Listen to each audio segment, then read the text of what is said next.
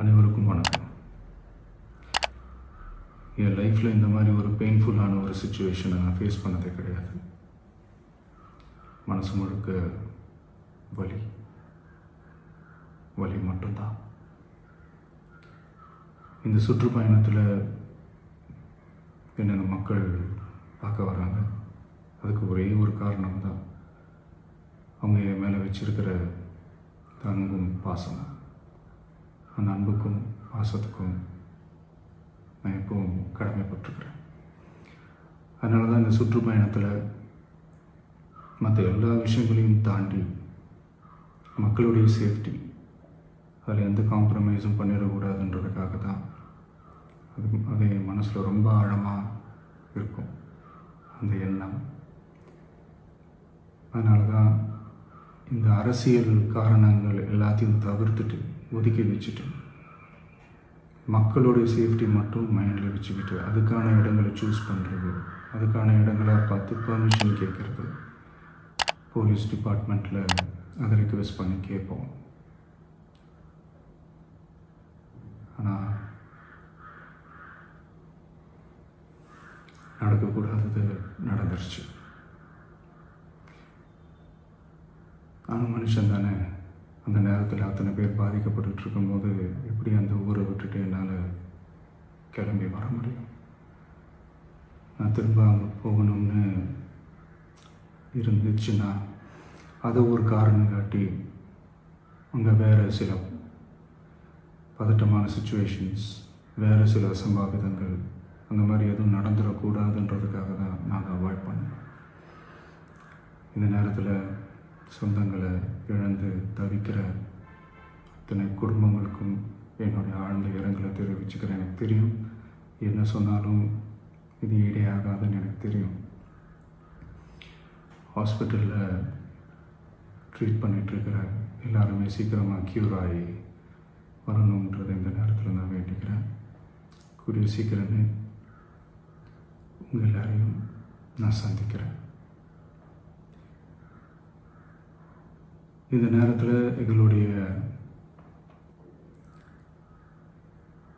வலிகளை, எங்களுடைய நிலைமையை புரிஞ்சுக்கிட்டு எங்களுக்காக பேசின அரசியல் கட்சிகளை சார்ந்த நண்பர்கள், தலைவர்கள் அனைவருக்கும் என்னுடைய நன்றியை தெரிவிச்சுக்கிறேன். கிட்டத்தட்ட ஒரு 5 மாவட்டத்துக்கு பிரச்சாரத்துக்கு போனோம். இந்த மாதிரி எதுவுமே நடக்கல. ஆனால் கரூரில் மட்டும் ஏன் எப்படி நடக்குது, எப்படி நடக்குது? மக்களுக்கு எல்லா உண்மையும் தெரியும். மக்கள் எல்லாத்தையும் பார்த்துக்கிட்டு இருக்கிறாங்க. கரூரை சேர்ந்த அந்த மக்கள் அந்த உண்மையெல்லாம் வெளியில் சொல்லும்போது எனக்கு கடவுளே நேரில் வந்து இறங்கி அந்த உண்மைகள்லாம் சொல்கிற மாதிரி எனக்கு தோணுச்சு. சீக்கிரமே எல்லா உண்மைகளும் வெளியில் வரும்.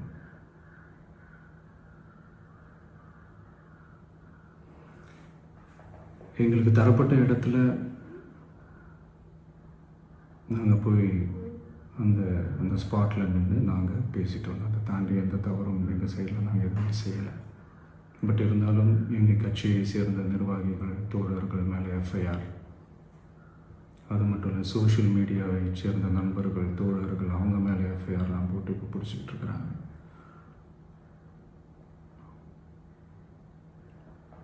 சிஎம் சார், உங்களுக்கு ஏதாவது இந்த பழி வாங்கணும் அப்படின்ற எண்ணம் ஏதாவது இருந்துச்சுன்னா என்ன வேணாலும் பண்ணுங்க. அவங்க மேலே கை வைக்காதீங்க. நான் ஒன்று வீட்டில் இருப்பேன், இல்லை நான் ஆஃபீஸில் இருப்பேன். என்ன வேணாலும் செய்யுங்க. நண்பர்களே, தோழர்களே, நம்மளுடைய அரசியல் பயணம் இன்னும் ஸ்ட்ராங்காக, இன்னும் தைரியத்தோட கண்டினியூ ஆகும். தேங்க்யூ. அனைவருக்கும் வணக்கம். என் லைஃப்பில் இந்த மாதிரி ஒரு பெயின்ஃபுல்லான ஒரு சுச்சுவேஷனை நான் ஃபேஸ் பண்ணதே கிடையாது. மனசு முழுக்க வலி வலி மட்டும்தான். இந்த சுற்றுப்பயணத்தில் என்னென்ன மக்கள் பார்க்க வராங்க, அதுக்கு ஒரே ஒரு காரணம் தான் அவங்க என் மேலே வச்சிருக்கிற அன்பும் பாசமும். அந்த அன்புக்கும் பாசத்துக்கும் நான் எப்பவும் கடமைப்பட்டிருக்கிறேன். அதனால தான் இந்த சுற்றுப்பயணத்தில் மற்ற எல்லா விஷயங்களையும் தாண்டி மக்களுடைய சேஃப்டி, அதில் எந்த காம்ப்ரமைஸும் பண்ணிடக்கூடாதுன்றதுக்காக தான் அது என் மனசில் ரொம்ப ஆழமாக இருக்கும் அந்த எண்ணம்.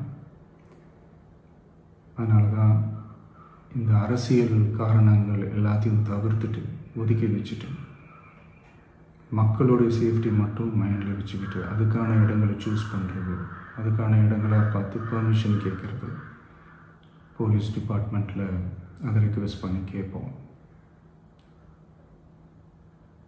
ஆனால் நடக்கக்கூடாதது நடந்துருச்சு. ஆனால் மனுஷன் தானே, அந்த நேரத்தில் அத்தனை பேர் பாதிக்கப்பட்டு இருக்கும்போது எப்படி அந்த ஊரை விட்டுட்டு என்னால் கிளம்பி வர முடியும்? நான் திரும்ப அங்கே போகணும்னு இருந்துச்சுன்னா அதை ஒரு காரணம் காட்டி அங்கே வேறு சில பதட்டமான சுச்சுவேஷன்ஸ், வேறு சில அசம்பாவிதங்கள் அந்த மாதிரி எதுவும் நடந்துடக்கூடாதுன்றதுக்காக தான் நாங்கள் அவாய்ட் பண்ணோம். இந்த நேரத்தில் சொந்தங்களை இழந்து தவிக்கிற அத்தனை குடும்பங்களுக்கும் என்னுடைய ஆழ்ந்த இரங்கலை தெரிவிச்சுக்கிறேன். எனக்கு தெரியும், என்ன சொன்னாலும் இது ஈடேயாகாதுன்னு எனக்கு தெரியும்.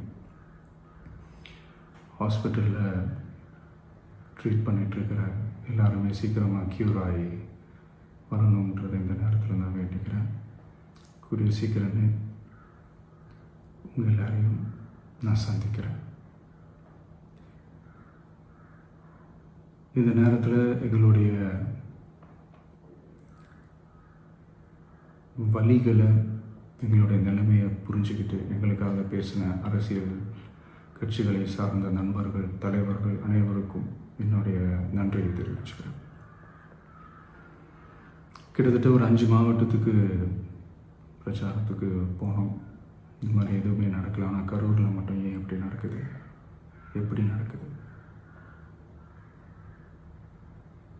மக்களுக்கு எல்லா உண்மையும் தெரியும்.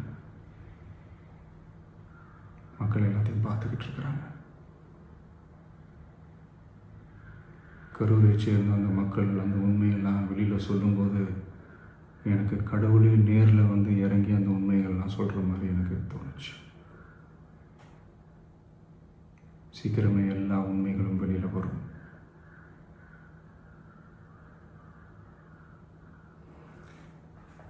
எங்களுக்கு தரப்பட்ட இடத்துல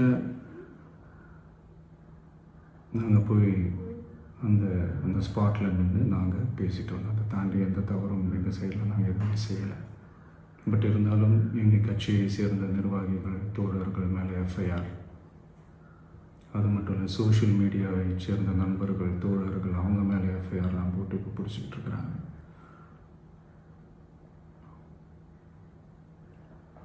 சிஎம் சார், உங்களுக்கு ஏதாவது இந்த பழி வாங்கணும் அப்படின்ற எண்ணம் ஏதாவது இருந்துச்சுன்னா என்ன வேணாலும் பண்ணுங்க. அவங்க மேலே கை வைக்காதீங்க. நான் ஒன்று வீட்டில் இருப்பேன், இல்லை நான் ஆஃபீஸில் இருப்பேன். என்ன வேணாலும் செய்யுங்க. நண்பர்களே, தோழர்களே, நம்மளோட அரசியல் பயணம் இன்னும் ஸ்ட்ராங்காக, இன்னும் தைரியத்தோட கண்டினியூ ஆகும்.